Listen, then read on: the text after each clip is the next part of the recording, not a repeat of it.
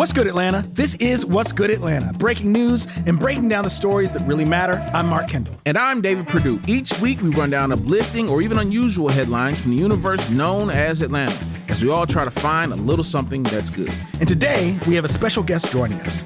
We know her as the queen of all improv here in Atlanta. You might know her as the voice of Pam Poovey on the series Archer. We have the one and the only Amber Nash here this week. Amber, what's good with you? Guys, being here is really good, I'll tell you that. Awesome. That's number fun. one. And number two, I have a book out on Amazon. I love that. Yeah. What's the book? What's it about? And It's called Improv for Couples. Fun. I don't even know the name of the book, guys. It's got two titles. I'll tell you, it's called Improv for Couples. I love that. I wrote it with another person, and he likes words. Okay. Improv What's for your couples. title for? Mine's just games to play with your couple. I think. I don't know, guys. Yeah. I didn't write a book. You can just take credit for the part of the book that you titled. Yeah. So it's like whatever title you want it to That's be. right. Yeah. Improv for Couples. There it is. Yeah. That is your title. Yep. yeah. Well, y'all got to check it. Amber, you're actually an improv teacher of mine, and I learned a ton from you. You're amazing. And so, y'all, you got to check out this book. It's going to be great. Yeah, it's really fun. It's just so people can learn how to get have more fun with their partner. You know, it gets old after a while. It's fantastic. Yeah. That's fantastic. David, what about yourself? What's good with you? What's good with me this week? I'm going to be honest. I have good insoles in my shoes. They were put to the test this weekend.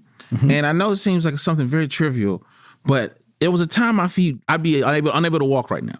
Yeah. But I spent the money on these insoles. Yeah. Today, feet are fine. That's fantastic. So The this money. is the money. I was like, I was questioning the investment. Not today, I'm not. I feel great. That's So shout out to these insoles. How about you, Mark? No, y'all, I checked out the West End Comedy Festival this past weekend. Yeah. Saw some shows. They were great. They were fantastic. Comics in Atlanta, comics from around the country came and did some great shows. I had a wonderful time. Such a great time. Yeah, Yes. it was really good. All right, so let's get into the headlines you might have missed. Here's what's good with the news this week. Last week, on Friday evening, a traveler at Hartsfield-Jackson was making her way through security when one of her two cats ran off. As of Monday afternoon, nearly 3 days later, airport officials are still looking for the cat, whose name is Ren. Now, obviously, there's a lot here, but we are in luck because joining us today is a cat psychic who can tell us about Ren's whereabouts. Please welcome Jenith, everyone. Oh, thank you so much for having me.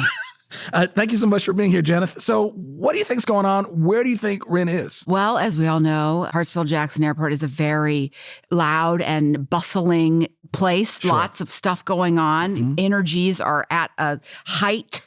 So I think this cat is probably hiding somewhere where it's quiet and it's more chill. So maybe a place that doesn't get a lot of traffic, or there aren't trains rushing through it, or there aren't people hoping that they can get their greasy pretzel faster. Yeah. Those pretzels are good, but they are a little greasy. Yeah, Jenith, what you described to me sounds like a lot of parts of the airport. Yeah. So it doesn't seem like there are that many other places. So do you have any brainstorms on like where that might be specifically? Well, as a cat psychic, I like to get into the mind of a cat. Oh, wow. So if everybody wouldn't mind just kind of making biscuits in the air, if Sure. we all just I'm make doing that biscuits right in the now. air, then I can Yeah. get in the vibe of where Ren might. I believe Ren is in the Delta Lounge, Concourse B, underneath the hummus. Oh my gosh. That is on the buffet there. Oh my goodness, that is amazing. I think Yeah. the family of Ren is going to be very thankful for this. But Ren did just say doesn't want to be found, wants to live at the airport. I mean, I can't completely blame her, David. Well, I'm just curious, what kind of made Ren want to run away? Oh yeah. I mean, maybe Ren? Oh, hold on, I'm getting something. Oh, the other cat that was traveling with Ren and their mother was a jerk. Oh snap. Yeah. Need some alone time. Yeah. Ren at the airport is the only cat. Right. Yeah. So no competition there. You know what? That's true. Atlanta does not have a resident cat. A lot of cool Atlanta hangout spots do have a resident cat. That's true. Manuel's Tavern, I learned, has a resident cat. Yeah. A lot of these other spots. That's a position that needs to happen. Imagine being at your gate and it's hectic. You're waiting. You don't want to be. And a little furry guy jumps up on your lap. Yeah, I mean, studies have shown that cats can absolutely reduce stress. Jenith, something that we pride ourselves doing here on the What's Good Atlanta program is creating jobs. We love creating jobs. Yeah, Okay. and so it sounds like you just created one for Ren, the lost cat. Absolutely. Yeah, somebody needs to be walking around on the counters at all the restaurants. Nobody else is doing it. Right, exactly right. Exactly Precisely. Right. Well, Janet, thank you so much for your expertise. Thank you so much for finding the missing cat. We Very really welcome. appreciate you. Thank you. Speaking of the airport, updating a previous story, we've recently learned that Shake Shack has expanded its offering on Delta flights. First-class passengers can now enjoy a cheeseburger on long-haul flights to LA, New York, Seattle, and other destinations. I think this has the potential to be great. Okay. They got to expand it to beyond first class. Yeah. Play like me is an economy. And I would pay top dollar for a Shake Shack burger.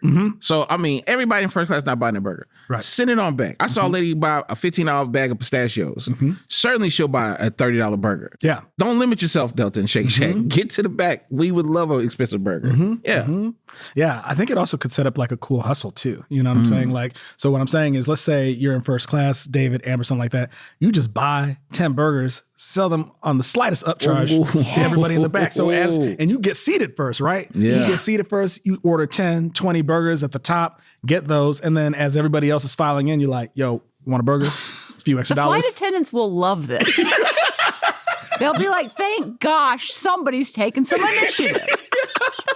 You can slide them like an extra tip for participating. Right, We're starting a very underground network of, Delta, we're going to get a cease and desist on this whole podcast. They might even let you borrow their apron. Yeah. No, this is a great idea, though, Mark. Yeah. Well, more food news. A local pastry chef, Janae Smith, a.k.a. Chef J, is on the Food Network's new season of the Spring Baking Championship. So we want to send all the best energy to Chef J. Thanks for repping the A. Now, Amber, if you were on a Food Network competition show, what would be the best dish to showcase your talents? You know, I got to say, I think it's vegan chili, which nobody wants, but the people that do want it really like it. I've been making it for years and years, and it's got impossible meat in it. Okay. Lots of veggies, squash, which I know is probably going to make some people angry, but squash chili is actually surprisingly good. Yeah. And I know how to make it. I've been making it for years. I usually make it, when it starts to chill off outside, gets a little chilly out. Yeah. I have a quick question. I just thought, because I've had vegetarian chili. What's the main difference between vegetarian and vegan chili? Or is there not? Honestly, most vegetarian chili would probably be vegan because it doesn't have any dairy or eggs in it. Yeah. It'd be how you top it, right? So if you like to put sour cream and some shredded cheese on there, you could put vegan or you could just leave it off. Or if you got some cornbread, you wouldn't put regular butter on there. You'd put some vegan butter on it. So good question. I'd be down. That sounds good. Yeah. David, what about yourself? Okay, so I'm actually going the opposite. Literally everything the opposite of what you said. Mine would be, during the pandemic, some of my friends know I got very into smoking meats. Ooh, yeah. So right now, I'm very good. I would say I'm solid at brisket. I love smoking a brisket. I don't even love eating it, if I'm being honest with you. I just love that. And don't get me wrong, I love it. I love to eat it, but like not as much as you would think. The main thing I learned that it does is you get to get away from everybody. There's a meat. They know you're out there tending to the brisket. So at the function, nobody bothers you. You have an important job. People bring you drinks. People like you more because they're like, at the end of this long ordeal, we're going to get delicious smoked brisket. And so it's kind of my escape thing. I love that. So Yeah. you're like smoking that brisket for hours and hours. Do you like set up your brisket station so that you're like comfortable as you're waiting out there? Absolutely. Yeah. Nice chair. You warm up the logs. You get them chopped up, ready to throw in there. But the main thing, Mark, I want to make sure is that people know leave you alone. That is the main thing that I've learned is important to the brisket making is people know don't mess up his process. He has a process. Don't go out there. Only offer him drinks or food. But then come back. He needs to focus on the brisket. It's No very opinions. important. Don't No offer opinions. opinions. Yeah. No, because no one knows how to do this in my family. Yeah. So they're just like, whatever he does, do it. Do you have that mop, the sauce mop? I don't have a sauce mop. I do have a spray bottle. I have a spray bottle. I have thermometers. I'm all in. I'm all in. Barbecue Pitmasters is what inspired me. Yeah. I don't even know if it's on Food Network, but I think I've watched every episode of Barbecue Pitmasters during the pandemic, and I go, I think I can do that. And then I started doing it. Yeah. Yeah. That makes sense. I mean, it's like you wouldn't bother Da Vinci as he's sculpting. You wouldn't bother Nina Simone as she's crafting her next, oeuvre or whatever it might be. Exactly. Yeah. Also, Yeah. I would take you wouldn't bother your local Waffle House waffle technician either. Absolutely not. You know what I'm saying? But people do be doing that. They shouldn't. They shouldn't. And they should not do People that. do be getting in conflicts. Listen, and they learn a quick lesson. You do that. Don't mess with it. Yeah. They're working on their art. Yeah. Me, I would make a cupcake with a cookie or Oreo or whatever sweet treat you want at the bottom. So you bite into the cupcake and you're like, wow, this is great. It's a cupcake. And then you leave a little something at the bottom. It's like a double treat. Ooh. Wow. Good idea. Yeah. It's good. All right. So after a quick break, we'll be right back with this week's top story.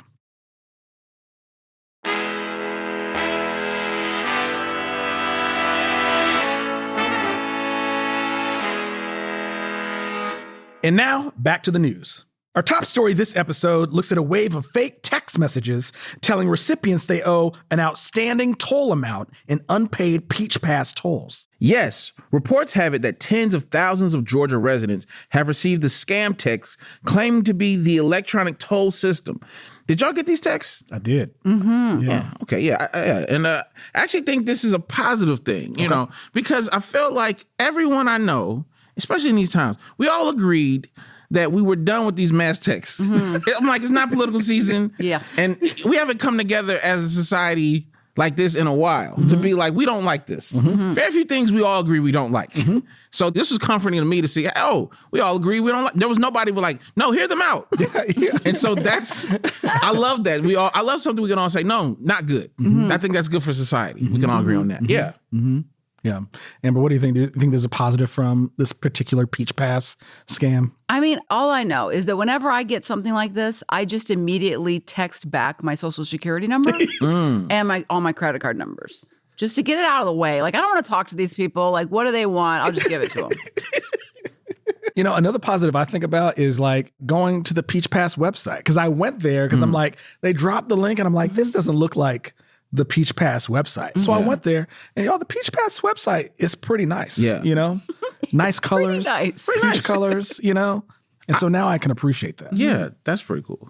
Yeah. Well, y'all, another thing about this scam is that the FBI is involved. And apparently this type of case is a smishing case, which is where there's phishing via SMS text messages. Oh, wait a minute. I was just getting a mammogram this morning, and that's what they said they were doing to me was smishing. So I don't know what these guys are talking about.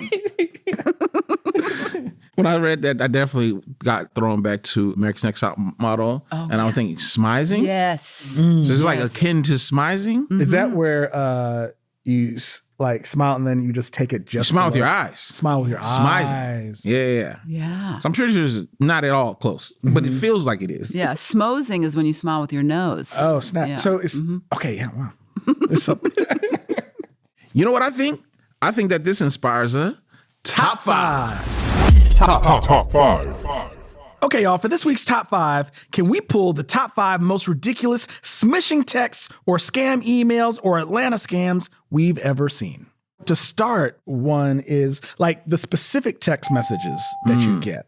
Ones that either just say like, hey, is like the most broad ones, but it's just like, hey, you know what I'm saying? We hung out at the game yesterday and you left the laundry at my home. What is this? You know what I mean? Interesting. Yeah. Okay. I saw one recently where someone bought a drill online and then they were sent a picture of the drill that they thought that they bought. And all I'm thinking about is the projects this man is not able to do because he doesn't have this drill. Right. I'm very concerned. Man, we may have missed out on like a wonderful, like, who knows, wonderful grill for brisket. A grill, I feel like most men now are drilling and they're making things for their wives. So some sort of like, oh, you put your stuff up here. And so now not only is this angry man, but then there's an angry wife. And this whole situation is not good. Yeah. So stop, let people get the real drills. Yeah. And I wonder if they've crossed the eyes out of the drills picture or it's just like this drill. Get it. Yeah. Amber, do you have a top scam? Oh, man. You know, the text ones that I've always gotten have been like just the ones that are like, what's up? Or how's it going? And I as I say, just send them my social security number. Yeah. But I did start getting one that was a phone call that you could hear the recording restarting itself, which was a pretty good indication that this was not on the up and up. And it was something about how I had money that it was coming to me. That's how they get you. Of course. Because of like a school board or something. And I was like, why would I don't have children. I don't know anybody in school. I barely went to school. I don't know what this is about. You know, one type of scam that I want to bring up is related to Atlanta parking. Yes. You know? So it's like you're going to a big event usually. Let's say you're going to a concert, a sporting event. Maybe you're checking out like an Atlanta landmark. It happens to be a busy day, a busy evening. You can kind of tell if there's a potential parking scam based on the enthusiasm level of the parking attendant. Absolutely. You know what I'm saying? So if there's a parking attendant and they're like super duper excited for you to park there and they're like waving the cones and they're like, doing all this choreography, that's a sign that it may not really be worth parking. You know, another sign, if you pay attention, when they start rhyming, if they start rhyming them words, don't park there. When they start going, if you want to park in the dark, come see Mark. And you're like, hey, I don't think nobody's supposed to do that. Yeah. But you can just give him a few bucks for the show he just Yeah, gave you, yeah, yeah. because Oh, he's you gotta- giving you some entertainment. Got a tip. Yeah. Got a tip. Yeah. Also, can I provide a solution to some of the texting scams? Sure. One I've seen. Yeah. Shout out to a friend, Aaron Tuning. I started this during political season when he get a lot of texts. He would just respond back, hey, I'm 14. Oh, Yeah. wow. And then people would immediately stop texting. Yeah. Because they're like, oh, I don't think I can talk to a minor. And so if you're out here listening, just respond back that you're a child and they should leave you alone. Yeah. Okay. Yeah. Good one. Yeah, this isn't quite like a scam because no one's getting hurt over this, but a question I have is like, how can every JR Crickets be the original JR Crickets? Such a great question. Mark, I never thought about this. This is, now I'm thinking, have I ever had an original? Yeah. Right. Because I've been to several original JR Crickets. Yeah. I wonder if this was like an old, like years, decades ago, it was like a family rift. And there was one JR Cricket and then another JR Cricket that was his cousin. And they, finally, because JR Crickets existed. And then they were like, no, this is the original. It's like when you're like, the real Donald Trump is your Twitter handle, right? Because you got to make sure everybody knows you're the real one. Yes.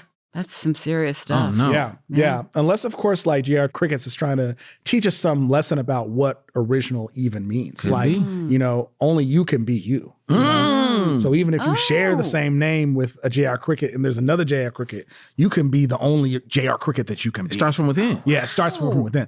Original JR Crickets, it starts from within. It starts from within. Ends with lemon Wow. pepper wings. Yes. Wow. You just started the third original JR Crickets chain. Yes. Yeah. Well, y'all, this has been Top 5. Top 5. Okay, Mark, what's some good that you're taking into the weekend? Some good that I'm taking into the weekend is this vegan chili. You know what I'm saying? Like, I got to give vegan chili a try, Yeah. Got to mix it up with the different types of chili. I got to try some brisket, you know what I mean? I learned from this episode, don't bother the person smoking the brisket. Leave it alone. Yeah. Amber, what about yourself? I learned from this episode that I am going to go to the guy at the parking area that is the most excited because he wants it the most. And I think he deserves my business. That's what I learned. I love that. That. Yeah. David, what about yourself? It's obviously cat psychics. Yeah. No idea that was the thing. And I'm like, what are the psychics am I missing? So I'm now on a journey to find all the different types of psychics. Wow. Also shout out to that cat. I hope you're doing good. I hope you went on a vacation, came back to your spot, and you're doing well. Yeah. Okay, y'all, don't forget, you can always send us a message at podcast@wabe.org and let us know what's good in Atlanta, be it breaking news or maybe just a bright spot on Virginia Avenue. What's Good Atlanta is produced by us in collaboration with Cool Productions and WABE. Our executive producer is Scotty Crow with additional production by Matt Owen. Find more at wabe.org/What's Good Atlanta. See y'all. Thanks Bye. for coming, Amber. Check out Amber's book. Bye.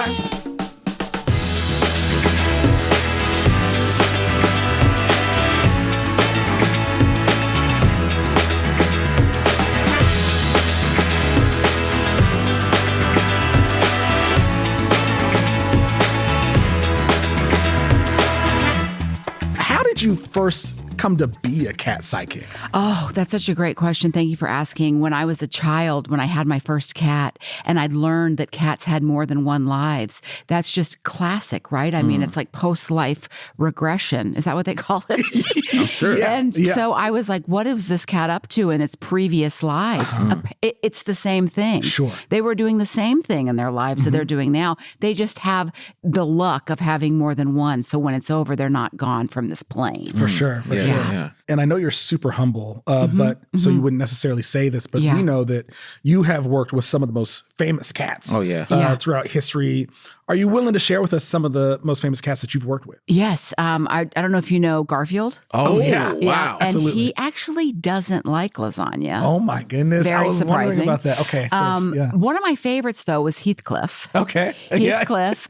He does like fish bones. Okay. And he actually got into later in life, this wasn't part of the show that we all remember, but he started making fishbone jewelry. Very beautiful. I have a very nice set that he gifted me. Yeah. So generous. Yeah. And I've also worked with all the president's cats. We don't hear a lot about the president's cats. We always hear about the dogs. Right. But there are a lot of cats that live at the White House. Interesting. Jennifer, I have a question. It's like, earlier when you found Ren, are there some cats that maybe have a little bit more resistance to you reaching out to them and talking with them in the psychic realm? That is such a good question because cats can shut it down. They're, we know, you can tell by looking at them, there's something else going on. I mean, the Egyptians knew, right? That's the reason why they worshiped the cat. And the cat can just shut it down. So if I send out my feelers, my psychic whiskers, as I like to call them, if a cat doesn't want it, they just put up a block. And I can't access their brain waves at that time. Yeah.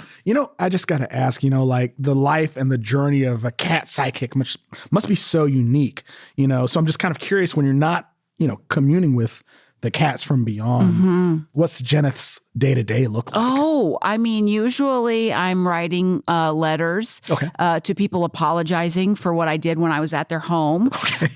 Or what happens at people's homes? Oh, well, sometimes they call me in to talk to their cat psychically, and then things get a little out of hand.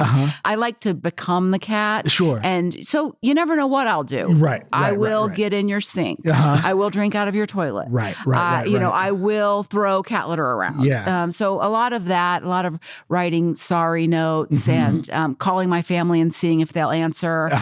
Just, regular everyday stuff that everybody does. Yeah. I kind of wonder what that's like for you, because I saw just like the ease with which Ren answered your call. Yeah. It must hurt calling a family member and them not picking up. So now my family is my cats. I have many cats that are on this plane and also that have passed on. Oh, wow. So it's very busy in here. Yeah. I have a question. So cats seem to be, I would say most people, one of the most misunderstood creatures. What do you think, as you've communicated with these cats, what is something that they wish more people knew about them? Ooh, that's great. Yeah. That they like peanuts. Okay. Actually, but please don't feed your cat a peanut and then send us a letter because I don't know if it's okay for them to have peanuts. Right. But they do enjoy peanuts. They appreciate the peanut. They appreciate the peanuts. And they don't like to be scratched on the head. They don't like that. And they certainly don't want to know about how your day was. Right. So don't tell them. Yeah. I just got to say, you're the best in the biz. Best I've ever seen do it. So lucky to have her here. So what's the dream for you? Where do you see this cat psychic, endeavor ultimately going? What's the goal for you? I would like for there to be a place that all cats want to go to. So I want to have a sanctuary that cats and people that own cats can come. They can stay overnight like an Airbnb situation or like a resort, like an all-inclusive where everybody can have a dish of milk at the end of the day. And cats are everywhere and it's clean somehow. With all those cats, I don't know how it would happen, but we're dreaming big, right? Yeah. Of course, always. So everyone's welcome. All cats are welcome. And we all just lay around with yarn balls. Yeah. WABE.